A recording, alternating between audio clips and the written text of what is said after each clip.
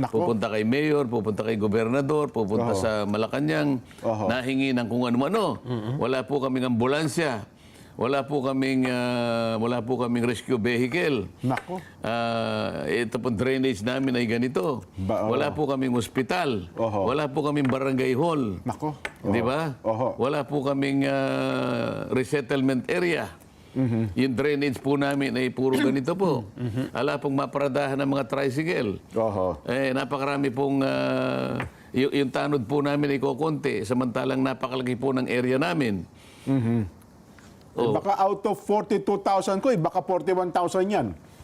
Yung mga talagang hindi, sabihin na hindi makatayo sa sariling paan ng kanilang mga barangay. Halos, gano'n. Halos, mantakin nyo. Sa mga tweet, kung halimbawa, actually, sa pag-aaral namin, 2% lang ang nakatatayo sa sariling paa. Out of 42,000, 2%. Oo, so halos 800 barangays lang.